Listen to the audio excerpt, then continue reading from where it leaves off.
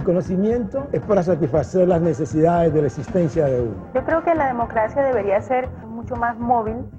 No, la política es vil, la literatura puede ser noble. Tenemos que dirimir nuestras diferencias con el discurso. Si hay fraternidad, se puede abrir el camino. Disentir es un privilegio de la libertad. La virtualización ahora es un modo de mediación. Nosotros los académicos tenemos el vicio de preguntar por qué.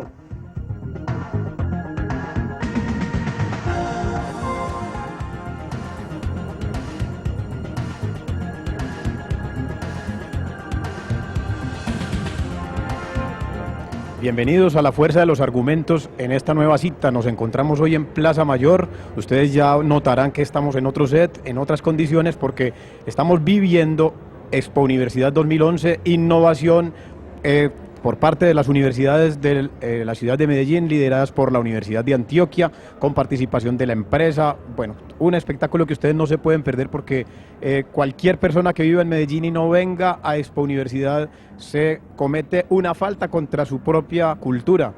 Muy bien, estamos hablando hoy de un tema directamente relacionado con Expo Universidad, la innovación. ¿Para qué la innovación? Pues entonces invitamos a dos personas que permanentemente están con programas y con impulsos comprometidos desde la investigación científica, desde la gestión del Estado, a que nos digan qué es la innovación. Nos encontramos entonces con Jordi Morató de la Universidad Politécnica de Cataluña. Él es biólogo PhD y coordinador en este momento de la Cátedra UNESCO para la Sostenibilidad. Jordi, muchas gracias por estar aquí con nosotros. Gracias a vosotros también por invitarme. Muy bien, y está también el doctor Pablo Patiño. Ustedes lo conocen, ya ha estado en varias ocasiones, hace muy poco estuvimos hablando de lo mismo. Él es doctor médico en ciencias básicas biomédicas. En este momento Colciencia se lo llevó para dirigir el proyecto Fomento a la Investigación en el país. Pablo, muchas gracias por acompañarnos de nuevo. Muchas gracias, Eduardo, por la invitación y por supuesto aquí compartir con todos innovación. Muy bien, la gente se pregunta qué es la innovación. Pues en Colombia las cosas son de punta de modas, todo, una palabra empieza y nadie la vuelve a soltar hasta que ya pierde uso o pierde sentido. Breguemos a aclarar, innovación es creatividad, innovación es inauguración, es una invención, ¿es qué? ¿Qué se puede entender por innovación en este contexto mundial? Sí, muy bien. Podemos estar 2 horas hablando solo de la definición, pero no vamos a hacerlo Pero innovación son muchas cosas, ¿no? Y una cosa interesante es repensar la realidad, ¿no? Nosotros creemos firmemente que realmente para avanzar a nivel de ciencia, por ejemplo, pues tienes que repensar mucho de los fundamentos que existen hoy en día, ¿no? A partir de aquí es obviamente con un punto importante de creatividad cuando finalmente puede cristalizar este proceso, que a veces es un poco un proceso mágico de la innovación, ¿no? Correcto. Pablo, en Colciencias, ¿qué se está entendiendo por innovación? ¿Solamente patentes, solamente transferencia tecnológica? No, innovación es, como dice Jordi, algo mucho más complejo. Es más allá de la invención, de solamente la creatividad o la generación de nuevas cosas, de nuevas formas de hacerlas, sino que fundamentalmente tomamos la acepción que tiene que ver con el éxito de esas aplicaciones. Innovación es cuando ese nuevo producto, esa nueva forma de hacer las cosas, un nuevo servicio se convierte en algo exitoso en el mercado, que puede ser desde el punto de vista tecnológico, pero fundamentalmente en lo social. Entonces, hablamos de innovación relacionado fundamentalmente cuando esa aplicación adquiere un éxito. Claro, para la sociedad. Bueno, es que en el mundo entero la palabra innovación entró como con mucha fuerza ya hace unos 40 años, ¿no? En 1970 empezaron a crear universidades exclusivamente dedicadas a lo que llamaron innovación. En México, por ejemplo, la Universidad Autónoma Metropolitana fue creada exclusivamente con esa idea. Lo mismo la Universidad de Skoda en Japón, y también hablábamos de la Universidad de Sussex en Inglaterra. 3 universidades que decían hay que trabajarle a la innovación. Entonces, ¿qué es lo nuevo que hay en ese tipo de trabajo? Porque se supone que la universidad toda la vida era para inventar, para diseñar, para inaugurar. ¿Por qué hay un tema específico de innovación? Bueno, sí, nosotros, por ejemplo, en la Universidad Politécnica de Cataluña digamos, sí que se ha trabajado en este sentido. Yo creo que uno de los cambios en los últimos años ha sido que en la universidad obviamente se fomente la innovación, pero que también se fomente que esa innovación salga fuera de la universidad, ¿no? Quizás uno de los problemas en las universidades pues, de hace unos años es que pues, se generaba conocimiento, pero parte de ese conocimiento no salía hacia el exterior, ¿no? Por tanto, todo lo que representa conocimiento con innovación, pues es obvio que es bueno que salga hacia afuera y que, por ejemplo, genere empresas, ¿no? Aquí podríamos empezar a hablar de todos los spin-offs, pero bueno. Bueno, pero hay una cosa que a ustedes los une, trabajan con la vida. El uno es médico y el otro es biólogo. Y uno que puede innovar si es que la vida es un producto natural. ¿Qué se puede innovar en la biología o en la medicina? A ver, uno puede decir que la biología está constantemente innovando y ahí es donde surge o surgió el concepto de evolución, cuando se entiende que en la medida que el entorno, en la medida que se relacionan los seres vivos con el entorno, se dan una serie de nuevas circunstancias, aparece la posibilidad de que esos seres vivos innoven para poder mantenerse, para poder ser exitosos. Bueno, pero eso son mutaciones biológicas. Yo no diría Exactamente. innovación sería cuando el ser humano interviene como tal, ¿o no? Sí, pero como muy bien comenta, pues obviamente ya desde la biología, desde la diversidad, ya podemos decir que es un componente pues que podríamos asimilarlo a innovación, ¿no? Realmente hay muchísimo para hacer desde la biología para la innovación, desde temas de, como hemos visto estos días aquí en Expo Universidad, obviamente todo ligado a la lucha contra las enfermedades, hasta detección pues de cualquier tema de patógeno, es decir, hay muchísimos campos ligados con la biología donde se está innovando, ¿no? Y conocer también la biodiversidad, es un punto fundamental que seguimos desconociendo muchísimo, pues todo lo relacionado con la inmensa biodiversidad que tenemos en el planeta y que es básica para nosotros mismos, ¿no?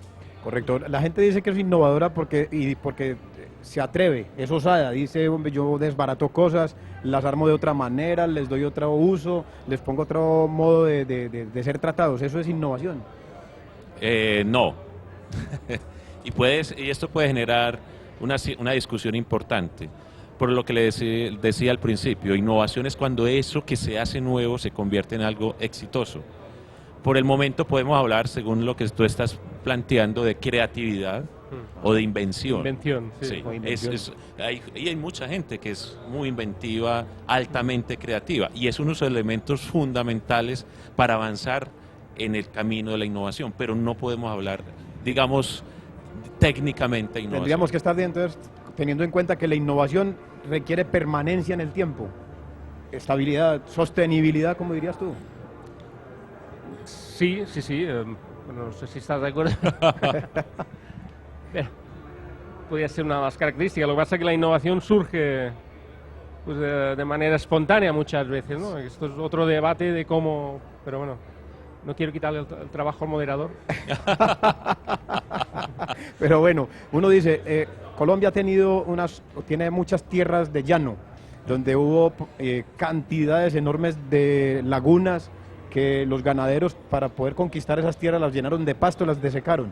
En el último invierno esas aguas volvieron a tomar sus cauces y inundaron de nuevo como laguna. Entonces uno dice, los ganaderos habían hecho innovación porque durante mucho tiempo volvieron esos pastizales, o lo que habían hecho era un daño contra la naturaleza y no hay nada innovador.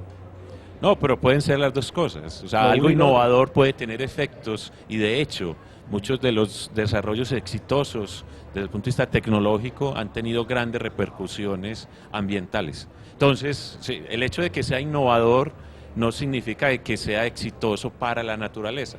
Es exitoso para parámetros nuestros, o sea, para lo que es el aspecto posiblemente productivo, en este caso, del ser humano. Pero tiene consecuencias que más adelante pueden ser recordadas por la misma naturaleza. Por ejemplo, aquí observé hace un rato en este lugar el tratamiento nuevo que le están dando al oro los ingenieros de nuevos materiales y dicen, vea, es posible sacar oro rojo, oro verde, oro de distintas maneras y uno diría, ahí hay un descubrimiento, hay una nueva tecnología, pero entonces es innovador cuando ¿qué? Cuando ya eso va a las joyerías y ya la gente lo usa. Exactamente.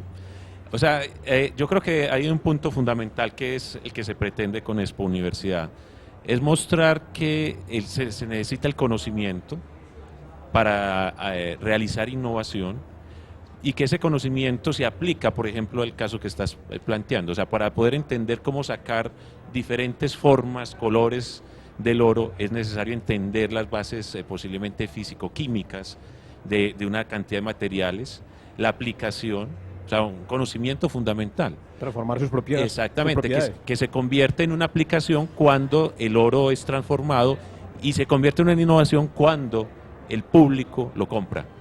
Bueno, y uno dice, se refiere mucho a la innovación en objetos, en procedimientos, en servicios, pero hablamos muy poco de la innovación social.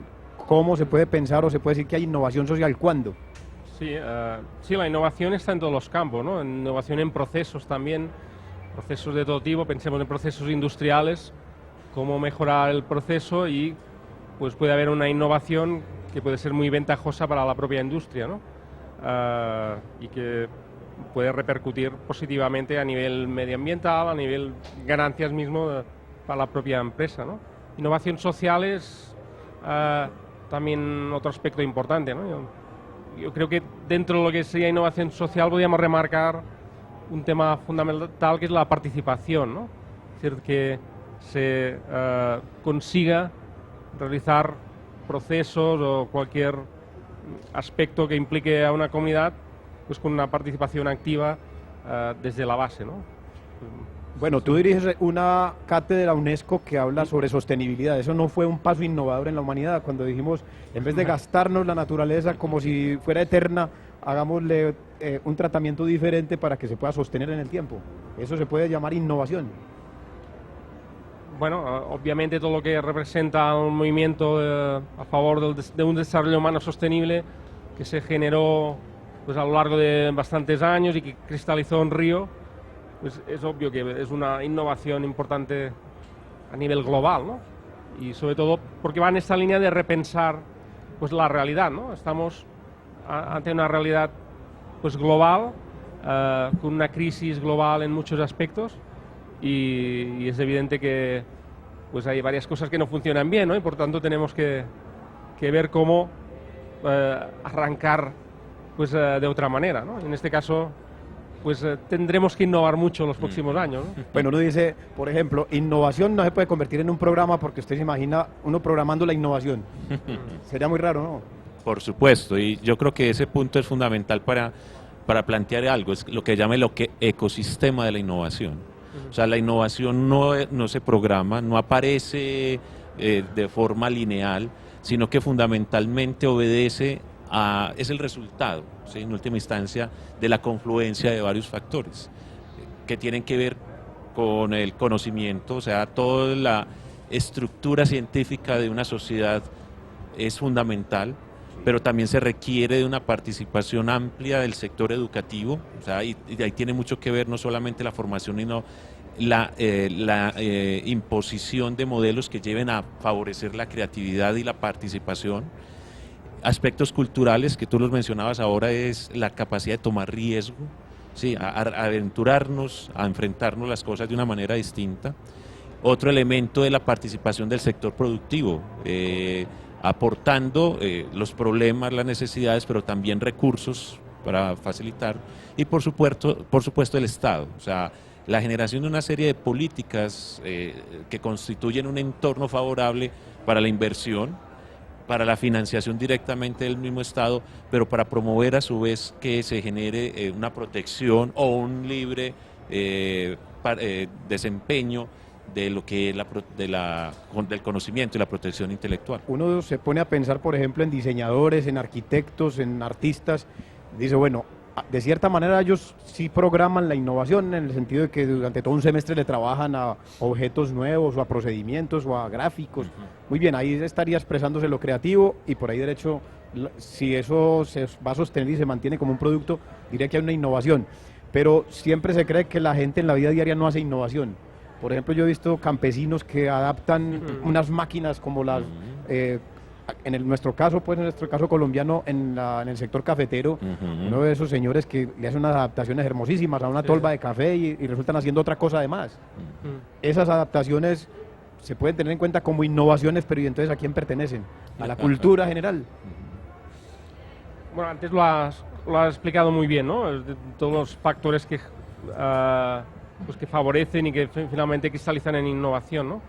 Pero la innovación es muy variada y muy diversa. Y, pues obviamente se innova en un laboratorio de biología molecular si se consigue pues algún resultado positivo, pero también puede innovar un campesino. Es evidente que pues hay muchas formas de innovación, ¿no? Es decir, la innovación no se le lleva a la sociedad, la innovación es un proceso que resulta por las mismas adaptaciones y críticas y reevaluaciones de lo existente, ¿o no? Uno pone en consideración lo que está en uso. Sí. ¿Cómo? Sí, claro. Lo interroga, claro. Lo desarma, le busca otras Claro, ideas. esa es una forma, pero la otra son las mismas necesidades o problemas que enfrenta un individuo o una sociedad. Por ejemplo, y aquí en Expo Universidad se ha tratado de demostrar que la innovación ha acompañado a la humanidad desde sus inicios, cuando la agricultura, la rueda, la escritura... Hay un túnel bellísimo que muestra exactamente, entonces esas son innovaciones y no existían científicos. Correcto, No es propia de la ciencia, no es propia... La ciencia ha acelerado el proceso en los últimos 2 siglos particularmente, pero no es propio de la ciencia. Bueno, Jordi, entonces si la innovación no es propia de la ciencia, ni ha sido exclusiva de la ciencia, aunque se ha acelerado, y a través de la humanidad hemos encontrado que hay innovaciones, es porque la innovación tiene una alta participación social, tiene más origen social. Sí, es evidente, los que estábamos comentando, ¿no? La innovación es diversa también en sus orígenes, ¿no? Y por tanto, pues hay muchas aproximaciones. Como decíamos, hay gente que está innovando desde un laboratorio de biología molecular, desde una universidad puntera, pero también está innovando pues un campesino que a lo mejor mejora un proceso de tratamiento de las aguas residuales de su finca y consigue con eso pues mejorar la calidad del agua de sus quebradas, ¿no? Por tanto, y espontáneamente puede hacer injertos, por ejemplo, en sus plantas o en sus... Por tanto hay una diversidad también en lo que sería el origen de la innovación, ¿no? Yo quisiera resaltar que hay 2 factores importantísimos. Por un lado, el innovador, que puede ser una persona o un grupo, y que en este caso pues depende mucho. Hay personas que pueden ser muy creadoras pero poco innovadoras, y aquí sí que es difícil saber el origen y cómo puedes pues ayudar, pero es obvio que la educación es un factor fundamental. Y el segundo ámbito importante sería, como has comentado, el ecosistema que encuentra ese innovador para facilitar que el proceso, el producto que ha realizado pueda terminar funcionando, ¿no? Y pues saliendo al mercado, funcionando como bueno, y hay innovaciones, porque la gente dirá, pues es que si estábamos a toda hora innovando, estamos inaugurando, no habrá entonces nunca historia, no habrá nunca recorrido. Y uno dice, pero también hay innovación para dañar otras innovaciones, para volver obsoletas, claro, para sacar del camino innovaciones viejas. Eso es lo que se llama la innovación disruptiva o destructiva, que fue un concepto del siglo pasado, de un economista importante, Schumpeter, que planteó eso, que incluso es la gran apuesta de muchas de las políticas en ciencia, tecnología e innovación, es promover ese tipo de innovación. Y el ejemplo clásico que nos toca pues ahora es el celular. O sea, la telefonía celular destruyó la telefonía fija, el negocio de la telefonía fija. Y usted ha visto pues compañías prácticamente que han desaparecido gracias a la transformación de la forma de comunicar. Claro, me parece muy interesante que hablemos un poco de eso tan apasionante que está ocurriendo, porque eso es una innovación en curso, pero les invito a que veamos unos mensajes y luego volvemos.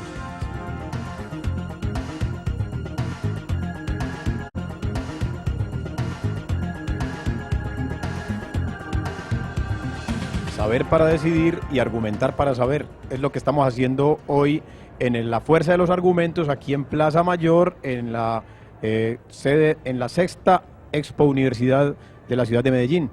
Bueno, el tema que dejamos planteado en la primera parte, llegamos hasta algo que está ocurriendo que fue fenomenal y sensacional. En cuestión de 10 años, el mundo entero cambió en la vida diaria por el uso de ese aparatico, el celular. Pero además, al lado del celular, cantidad de nuevas tecnologías de la comunicación nos han cambiado la forma de vivir. ¿De qué manera intervienen esas innovaciones en la forma de vivir? Es decir, ¿puede eso convertirse en unos sistemas de modas que quitan libertades y a la vez puede dar libertad o no? Bueno, interesante. Cosa seria. Bastante seria. Es difícil responderlo, o sea, porque yo creo que no existe una sola respuesta para esa pregunta.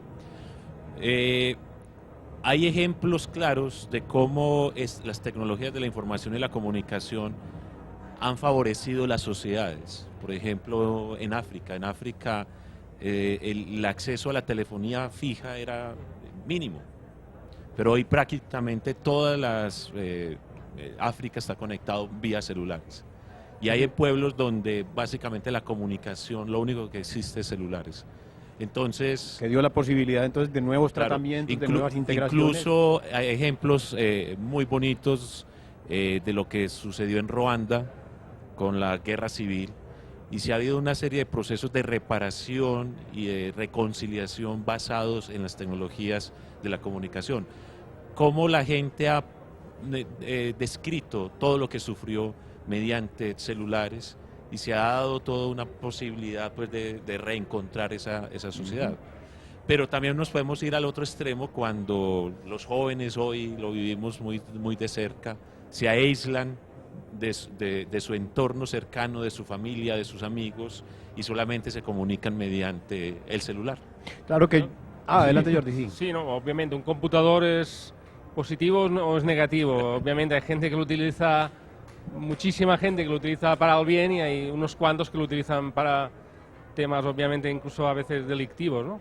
Pero yo tuve la suerte de estar en Uganda hace unos añitos ya, y pude ver, ¿no?, como obviamente en algunos países, varios países del África subsahariana, pues no hay una instalación de telefonía fija, y pues la telefonía móvil pues suponía un gran avance para toda la gente, ¿no? Por tanto, es evidente que pues, es bastante favorable en muchos casos, ¿no? Claro. Y por ejemplo, para los científicos, que decir, pues hoy en día no hagamos propaganda, pero Skype o cualquier otro medio, pues es básico hoy en día para favorecer la comunicación y para que nosotros trabajemos con grupos de Colombia, de Brasil, en red, ¿no? Y esto es un avance realmente espectacular, ¿no? Claro, esas innovaciones de todas maneras tienen siempre el doble carácter, eso lo hemos visto a través de la historia, desde que el ser humano pulió la primera piedra, le pudo haber servido para comer carne o para darle a otro, eso siempre ha sido así. Pero, bueno, ¿cómo podríamos calificar nosotros estos avances tecnológicos con tanta fuerza y tan abundantes en los últimos años en beneficio o en contra de la sostenibilidad? Eso que estás dirigiendo como cátedra por el mundo entero. Uno diría, hemos pasado con tanto acelere en los últimos 200 años que nos descontaba Pablo, de la industria produciendo, innovando, por ahí derecho volviendo obsoletos, una cantidad de cosas, que a la hora de la verdad llenamos de basura este planeta. Entonces la sostenibilidad se nos está yendo por un ladito. Sí, bueno, aquí sería tema de otro programa, ¿no? Pero y habría muchísimo a discutir, ¿no? Pero también es una herramienta de doble filo, ¿no? Hay una gran parte de avances que son y han sido positivos, y hay otros que repercuten negativamente, ¿no? Yo lo que creo que al final la sostenibilidad es un tema importante y básico, pero también lo podemos enfocar como un aspecto de gestión, ¿no? Correcto. Una buena gestión del territorio, de la casa, de una ciudad, de una región, y tenemos que pensar en los ciclos de estos ambientes, ¿no? Bueno, pero el Estado debe tener un papel ahí muy importante, precisamente en esa posibilidad de control. Cuando uno dice hay una patente, pero la explotan inmisericordiamente, sacan millones y millones de un producto sin que los otros se hayan ni siquiera acabado. Es más, los podrían haber readaptado y estaríamos con menos basura. Se necesita una política pública de innovación, no solamente que ponga a la gente a innovar, sino también a controlar los resultados de esas innovaciones. Yo creo que es mucho más allá de eso. Es más, como decía Jordi, yo creo que es cuestión más de un Estado que defina hasta dónde se puede plantear ese tipo de desarrollos. Lo que pasa es que hay un gran problema, y esto lo han planteado pues varios, digamos, personas del mundo académico, científico, algo pesimistas, y es que mientras siga creciendo la población mundial va a ser muy difícil que se encuentren posibilidades de ser sostenibles, porque en última instancia la necesidad de recursos para mantener esa población es la que obliga a hacer uso de los recursos naturales. Sí. Lo que se trata es de pronto con la innovación hacerlos más eficientes para disminuir el impacto que se tiene sobre el entorno, pero que no haya un efecto negativo es prácticamente imposible. Entonces no es cuestión únicamente de alguien que define una política, es en última instancia una cuestión básicamente, una decisión de la humanidad que va a hacer frente a eso. Es un trabajo hay una fórmula muy sencilla que un poco resume esto, ¿no? Y que el impacto que tenemos depende de 3 factores que se multiplican, que es la población, obviamente, como decías, el consumo que realizamos y la tecnología, ¿no? Yo creo que es evidente que hoy en día tenemos ya una gran cantidad de tecnología que la podemos mejorar, pero ya disponemos de una gran cantidad de herramientas tecnológicas, pero es evidente que hay una variable que es la C del consumo, que no vamos en la buena línea, ¿no? Y que debemos, pues obviamente, bajar el consumo a todos los niveles, ¿no? Sí. Esto hay muchos informes a todos los niveles, a nivel de energía es lo más evidente, y esto sí que sería una gran innovación, ¿no? Cómo conseguir, pues obviamente, disminuir los consumos generales a nivel global, ¿no? Bueno, es que una cosa que ocurre, por ejemplo, se habla mucho de la necesidad de reducir el gasto de papel para evitar que la deforestación. Y resulta que uno va viendo que en vez de tumbar los arbolitos, entonces están haciendo plástico, que se demora más todavía en reciclarse que crecer otra planta, una cantidad de plantas. No diga, ¿por qué? Eso es el efecto más bien de un aparato publicitario, de un manejo de la moda. Sí, hay mucho marketing ecológico. Sí, exacto. Pero entonces, ¿qué hacer con eso? Porque la gente dice, primero la innovación se toma como una moda, y porque una moda que da prestigio. Si usted tiene un bicho nuevo en la mano que puede demostrarle a otro que es más caro, además de prestigio y de marca, usted está mejor socialmente. Bueno, en este caso las universidades tienen un papel fundamental en pues interpretar y dejar de lado los mitos o tópicos que muchas veces hay también a nivel ecológico, entre comillas, ¿no? Y es fundamental hacer que grupos de universidades hagan análisis de ciclos de vida, que hagan pues evaluaciones de procesos, etcétera, para saber un poco la realidad, ¿no? Como el ejemplo que comentabas. Sí, porque no siempre es el valor de uso. Todo el mundo dice, no, es que lo necesito para tal. Y el necesito le presta el mismo servicio que el aparato que tenía, pero resulta que se necesita es una nueva presentación, un nuevo adorno, es decir, un maquillaje de un servicio que es viejo. Exactamente. El gran problema es que, digamos, esa idea de progreso, de desarrollo, la hemos asociado al consumo. Entonces, mientras más progresamos, es directamente proporcional el mientras consumo. Más consumimos, más progresamos. Exactamente. Eso es lo que se ha dicho en la sociedad contemporánea. Dice, el progreso se ha medido por el consumo, no por la real innovación o el cambio de estilos de vida. Exactamente. Entonces, la gran innovación sería lograr un progreso y disminuir el consumo. Eso sí sería una innovación. Esa sería una gran innovación. Sí, efectivamente. De hecho, el desarrollo sostenible es básicamente eso, ¿no? Conseguir mejorar la calidad de vida, pero con un menor impacto sobre los recursos, con una disminución de los consumos, ¿no? No quiere decir volver a las cavernas, sino que quiere decir que debemos y podemos mejorar la calidad de vida, pero con un menor impacto, ¿no? Es decir, lo que hoy se está denominando responsabilidad social, que no es solamente con las empresas o no solamente con las ciencias sociales, sino que es el colectivo humano tratando de identificar formas de sobrevivencia humana en general. Bueno, sí, la responsabilidad social también a veces se está tomando como una mera memoria verde por varias empresas y no es esto. La responsabilidad social es un proceso también muy complejo que también parte desde la base, si estamos hablando de responsabilidad social corporativa, y que debe incluir todos los procesos de una empresa en este caso, ¿no? Y no un mero maquillaje como a veces también se está produciendo, ¿no? Correcto, es que desde la misma familia eso se va inculcando precisamente porque hay unas tareas que se dejan ya de hacer en el hogar, se le entrega a las máquinas o se le entrega se delega, entonces el niño va creciendo con otra conciencia completamente distinta. El niño entiende que esa es la forma de vivir y esa responsabilidad que nosotros delegamos queda convertida en un inconveniente social que se asume tan natural para las nuevas generaciones que no caen en cuenta de por qué ese asunto puede ser perjudicial desde el punto de vista social y cultural. Exactamente, entonces el gran problema está ahí, tiene que ver fundamentalmente en la cultura en última instancia, o sea, una transformación cultural sería una verdadera manera de encontrar una sociedad sostenible, pero eso se enfrenta al mercado, se enfrenta al consumo, es una lucha bastante compleja y en muchas circunstancias desigual. O sea, tú no le puedes decir ahora a los jóvenes que no podemos cambiar de celular cada 6 meses. Claro. Exacto, y aquí entramos en el núcleo de lo más difícil, ¿no? Que estoy completamente de acuerdo, ¿no? Que es un tema cultural y que implica, en primer lugar, tener unos valores, ¿no? Y creo que muchas sociedades hoy en día tienen un problema de falta de una serie de valores esenciales, a partir de los cuales salen unas actitudes de la gente que luego facilitarían mucho.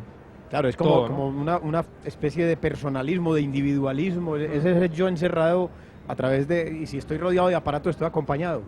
Se supone, claro que hay otra dimensión interesante que también la abrieron las telecomunicaciones, es que la gente puede estar sola en su casa, pero a través del computador está hablando con otros 10, 15 o 20 en una red. Sí. Pero puede que no se conozcan personalmente. Exactamente, entonces ese puede ser ese aspecto positivo que hablábamos ahora, o sea, puede usted establecer relaciones de una red social y eso ha cambiado la forma de relacionarnos. Pero la construcción de esos valores que dice Jordi, yo creo que no se hacen por ahí. No. O sea, hay que recuperar un papel fundamental de la familia, de las distintas formas de familia que existan, para que realmente nos reconozcamos como seres humanos con una serie de valores que tienen que, en última instancia, pensar el entorno. Tiene que ser a través del ejemplo, ¿no? El ejemplo, en cualquier forma de familia, eso sí es cierto, cualquier forma de familia que hoy existe, pero si el niño no acata, no encuentra ejemplo en los mayores, pues ¿qué va a aprender? Exacto. Sí, muchas familias que reniegan de su responsabilidad. No, esto se hace en la escuela, ¿no? Sí. Hombre, no. Sí, siempre dicen, es que en las escuelas no me lo educan. Sí. Pero señores, es que usted es el que lo tiene que educar. Es la familia misma donde debe encontrar. No come bien, es que en la escuela no le enseña nada. Sí. Esa escuela no está sirviendo, ese niño no come, ese niño no baila, no canta. Es de esa manera, se ha delegado la responsabilidad. Sí. Pero bueno, y en esa situación uno diría, bueno, ¿cómo hacer una innovación en el tratamiento familiar ahora que estamos hablando de innovación? Ajá. Yo creo que ahí es un campo fundamental que tiene que recuperar, digamos, la discusión de la academia, la universidad, salirse de esa discusión muy intelectual que ha habido en el campo de la sociología, de la antropología, de la misma educación, y plantearse una relación más estrecha con la sociedad, o sea, realmente pensar el conocimiento para dar respuesta a esas problemáticas que plantea la sociedad, que ha sido una de las grandes críticas que se le ha hecho a la universidad y particularmente a las ciencias sociales y a lo que llamamos las humanidades, que se ha dedicado a una discusión muy conceptual, muy de lo académico, pero a veces alejada de eso. Entonces yo creo que es el momento donde la innovación social podría ser fundamentalmente el marco que le permitiría encontrar unos nuevos rumbos para establecer ese tipo de valores en esa sociedad. Pero es que eso es muy interesante porque uno diría entonces séptima Expo Universidad deberíamos tener aquí un stand donde se muestren innovaciones sociales y culturales. No solamente cosas, objetos, procesos incluso, sino también vínculos sociales, esas inauguraciones que ha habido en algunas empresas, en algunas familias, y se pudiera decir que esté cambiando el modo de relacionarnos. Bueno, de hecho nosotros presentamos ayer un caso de Medellín, ¿no? De Moravia, como un ejemplo de innovación social, ¿no? Porque es un cambio, una transformación de una zona, de una ciudad como Medellín, y que se ha realizado con un trabajo colaborativo en red de las administraciones públicas, de universidades, organismos de cooperación internacional, y con participación desde la entrada, desde el primer momento en el diseño de este proceso de transformación de la misma comunidad de Moravia, ¿no? Yo creo que es un proceso ejemplar a nivel mundial, ¿no? Por tanto, es un ejemplo de transformación socioambiental muy potente, ¿no? Que ha habido posibilidad de demostrar desde transformaciones arquitectónicas hasta transformaciones de relacionamiento entre los mismos habitantes del sector. Bueno, ¿y cómo está procediendo en este momento la universidad? Uno diría, ¿ya hemos tomado conciencia como universidad o somos por ahí 2 o 3 bichos raros que pensamos de la manera? A ver, yo creo que la universidad está tomando conciencia, lo viene haciendo desde hace algún tiempo, en la medida de que ha tomado, digamos, la capacidad de liderar las transformaciones en el campo científico para generar conocimiento.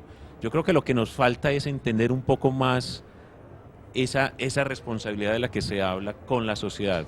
O sea, que el conocimiento no es únicamente el conocimiento de por sí, sino que se tiene que relacionar de una manera distinta con la sociedad. Y no solamente pensando en que le dé respuesta a problemas del orden tecnológico, como lo decíamos, o del orden, digamos, más práctico de los servicios, sino problemas realmente para la sociedad.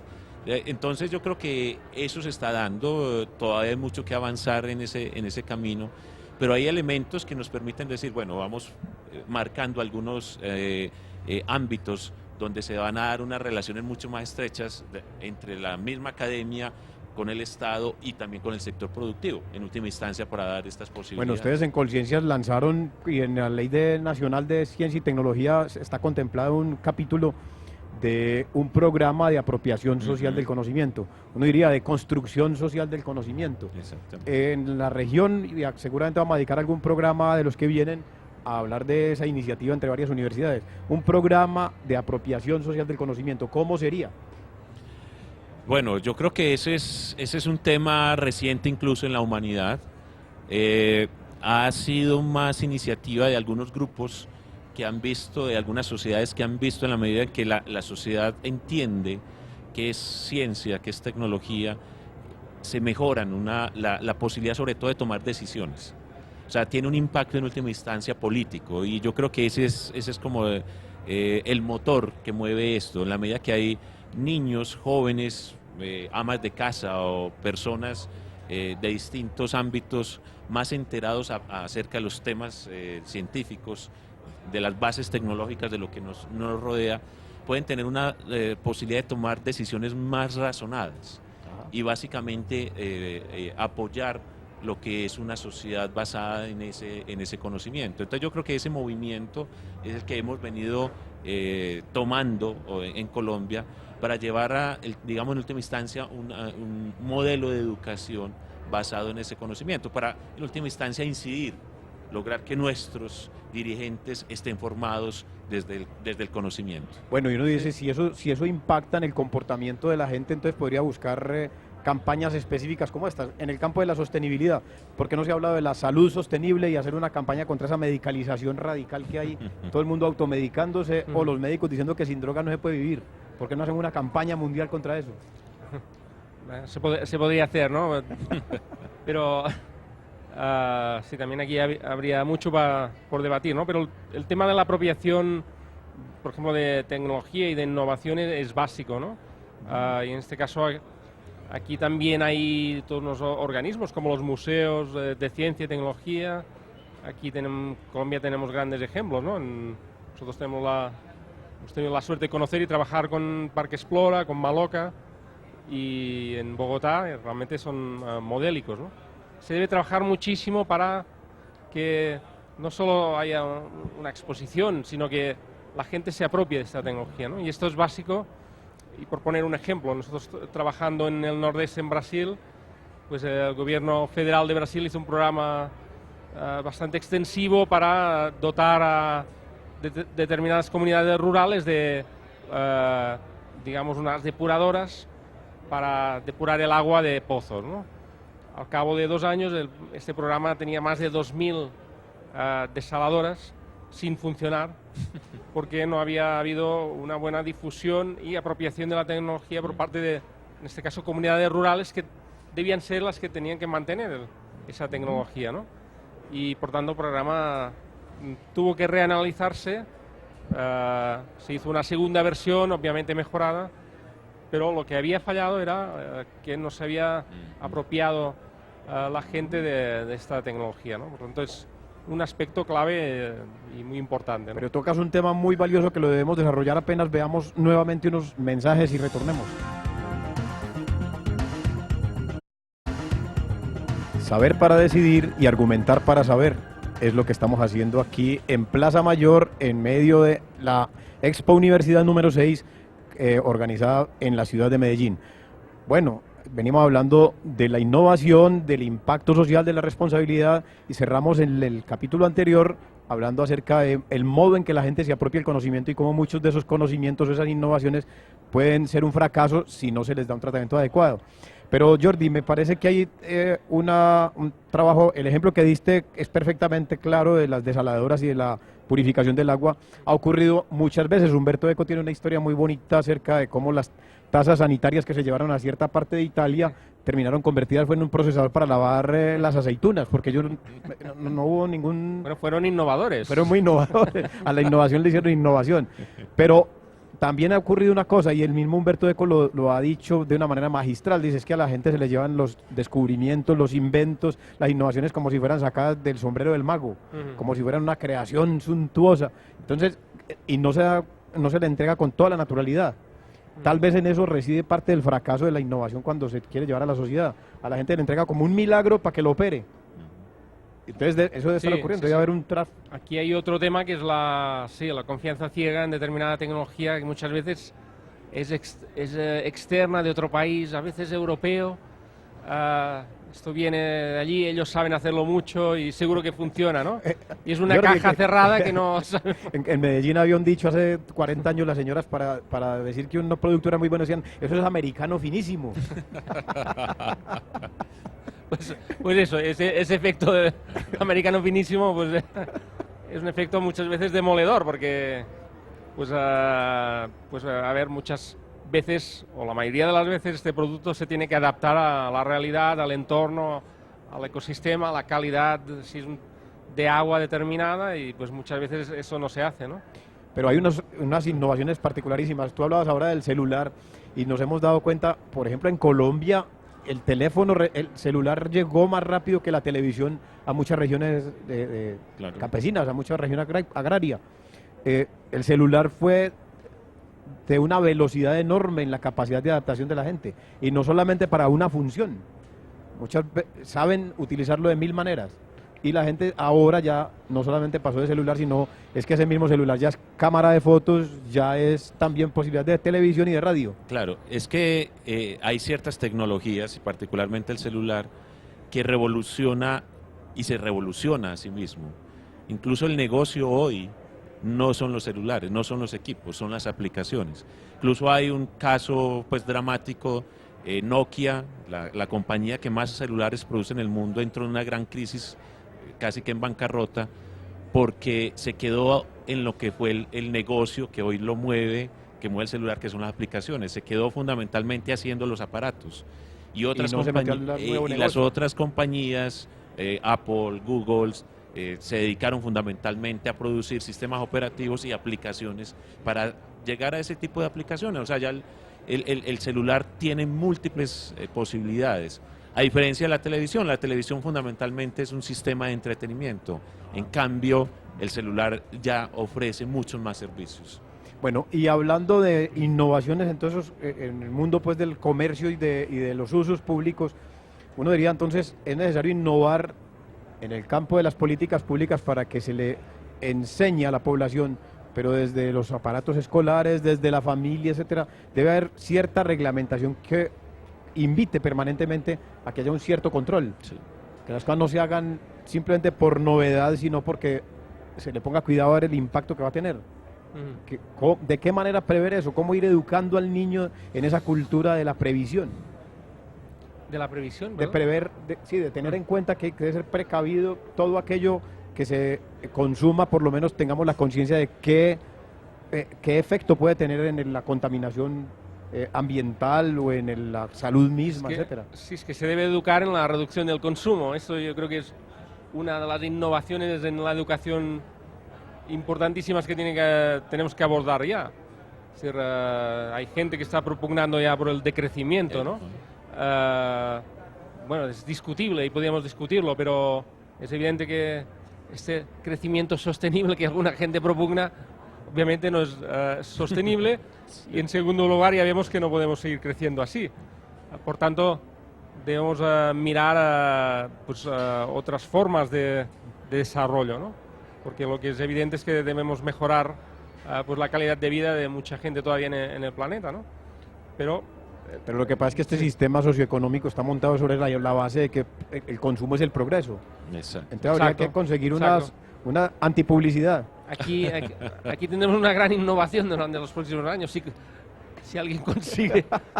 Sí, tendría que ser una forma de retro publicidad. Pero hay señales en el mundo, pues ya las crisis económicas no son gratuitas, tienen mucho que ver con ese modelo de consumo y el capitalismo pues asociado a él. Entonces yo creo que ese tipo de movimientos, lo que ha ocurrido en Europa, en los países árabes, más con la parte, digamos, de los modelos de gobierno y buscando la democracia, en el mismo Estados Unidos las críticas pues a todo lo que es Wall Street, plantean de que se están buscando alternativas. Yo creo que este es un proceso que va a tomar años, pero es posible que se estén dando como esas semillas de una innovación en lo social. Y yo creo que lo fundamental es cómo nos entendemos nosotros como población, como público, afectar las políticas públicas. Yo creo que ese es el tema fundamental de la innovación social. Pero es que fíjense que desde el mismo diseño industrial uno se da cuenta de ese fenómeno interno que tiene. Las duraciones son programadas. Entonces lo que llaman la obsolescencia, cuando el aparato se acaba, se le dan 5.000 encendidas a un bombillo y hay que botarlo. Y no hay cómo recargarlo. Entonces, ¿por qué no hacer una campaña precisamente en ese nivel? Pero es porque los intereses de las empresas son muy voraces. Entonces hay una necesidad de riqueza que van a impedir que haya una retropublicidad. Sí, todos hemos... yo tengo una nevera en casa que todavía desde hace muchos años que todavía no la debían haber programado para esa obsolescencia, ¿no? En cambio, algún electrodoméstico más reciente es evidente que al cabo de un tiempo misteriosamente dejan de... No, es que fíjense, por ejemplo, en los automóviles y todos los vehículos. Uno antes, hace 40 años la gente decía el carro, era como tener lo de siempre, mi casa. Pero es que ahora el carro tiene 10 años de duración y salga. Pero con la desventaja de que todo lo que se usa para el automóvil no se degrada a la misma velocidad. Es decir, toda esa basura va a durar más de 10 años. Pero yo creo que eso mucho ha tenido que ver la forma en cómo se ha educado a la humanidad. Se le ha educado para consumir en última instancia. Puede que incluso a veces, conocemos, mucha gente cambia carro cada año. El carro está bueno, está nuevo, pero lo cambia solamente porque quiere el último modelo. No, y ahora con lo del pico y placa, el control de salida de carros de ciertas horas, entonces el que tiene capacidad de compra va y compra el que le corresponde al otro día. Entonces ya son 2 vehículos, o 3. Entonces, mira que tiene que ver fundamentalmente con lo que decía Jordi, los valores. ¿Cuáles son los valores que mueven esta sociedad? Bueno, y esto, perdón, es un cambio muy reciente, podríamos decir, es de una sola generación. Porque, a ver, la generación de nuestros padres, yo creo que todos tenían seguramente parte de estos valores y obviamente el tema del ahorro, de no consumir excesivamente a nivel general, pero era un tema que estaba, ¿no? Por tanto, solo ha sido un cambio de unos 30 años que seguramente podemos revertir, ¿no? Pero claro, si hay crédito fácil, pues como ha pasado en España, Claro. Y cuando se terminaba una hipoteca te decían, no, amplía la hipoteca y cómprate otro carro. Sí, sí. Y pues claro, luego suceden cosas como que alrededor de mi barrio pues había 3 o 4 Porsche Cayenne que estaban aparcados fuera en la calle, ¿no? Dice, ¿quién tiene un Porsche Cayenne y no tiene parking? Claro, por la facilidad de crédito. Bueno, estos 2 minuticos que nos quedan, ustedes ¿qué pueden decir? ¿De qué manera un evento como este, Expo Universidad, contribuye a esa cultura de la que estamos hablando? ¿O por el contrario esto se vuelve un espectáculo deslumbrante que también acaba de enfermar a la gente? Bueno, en la discusión de la Constitución de Expo Universidad hablábamos de eso, que nosotros no queríamos poner la tecnología y la innovación tecnológica como el descreste, sino más permitir que la sociedad, los niños, los jóvenes, las amas de casa, insisto, pensaran realmente hacia dónde va el conocimiento y qué es eso de innovación, pero cómo participar, digamos, con mayor responsabilidad de una construcción de una sociedad distinta. La idea es invitar a que la gente venga, pero no venga a ver la exhibición, sino que venga a tratar de entender y gaste su tiempo, invierta su tiempo ahí. No es para venir a recrearse y salir corriendo, sino tratar de ponerle a esto conocimiento en el fondo. Exacto, sí. No, yo felicitar a toda la organización y toda la gente que ha colaborado, porque realmente a veces no es para hacer el pelota, como decimos, pero es una realidad, ¿no? Yo creo que además conjugar, hacer todo un seminario con expertos, con gente realmente de primerísimo nivel que ha venido, con la exposición que se hace aquí, pues realmente es un acierto, ¿no? Y por tanto felicitar y que sigáis así, ¿no? Muy bien, esa es la idea. Pero un elemento más, el trabajo que se está haciendo con los niños, que se hace desde 10 de la mañana a 6 de la tarde todos los días, ¿se ha visto llena esa carpa? ¿Es intencional o es para recrearlos? No, yo creo que cumple pues las dos funciones. En última instancia, digamos que también nosotros, el ser humano necesita la recreación, claro. Pero ese es un mecanismo muy potente para lograr el proceso de formación, el proceso educativo. Yo creo que ahí es donde precisamente el mensaje del conocimiento y creatividad se conjugan. Claro, y la idea es que Expo Universidad venga también a Expo Universidad vengan los niños que traen desde los colegios con sus padres y esto se convierte en un tema constante del plan académico durante el año. Eso es lo que esperamos nosotros de la Expo Universidad. ¿Y qué sigue entonces entre una y otra Expo Universidad? ¿Preparar la que sigue? Pues yo diría que tiene una responsabilidad la universidad de liderar, mantener esta discusión, sobre todo llevar el mensaje al sector político para que realmente nuestros dirigentes entiendan qué es esto de innovación y que esto no es un cliché únicamente que aparece ahí o que hay que poner plata únicamente para producir productos o producir negocios, no, es para transformar en última instancia la sociedad. Pero también va a haber rueda de negocios, ¿no? Hay una Tecnova. Tecnova, sí, claro, el lunes y el martes, precisamente en el contexto de la conversión o la convergencia Universidad, Empresa, Estado, se ha constituido esta ejemplo para el país de lograr que realmente el conocimiento que se da en los grupos de investigación, en las universidades, en los centros de investigación, tenga la posibilidad del sector productivo mirar cómo apropiarse de eso y llevarlo a generar nuevas posibilidades, sea en productos, en servicios, en formas distintas de hacer el negocio. Señores. Ya el tiempo se nos acabó, nos va a tocar volver en la próxima ocasión a la fuerza de los argumentos. Volveremos desde este mismo lugar en 2 ocasiones para hablar de diferentes aspectos. Los rectores van a estar con nosotros, van a venir investigadores también a que sigamos contemplando esta gran exposición que hay para Medellín y para Colombia. Pablo, muchas gracias. Jordi, muchas gracias por estar aquí con nosotros. Esperamos pues tenerlos en la próxima ocasión. Gracias, Eduardo. Gracias. Sí. Bien.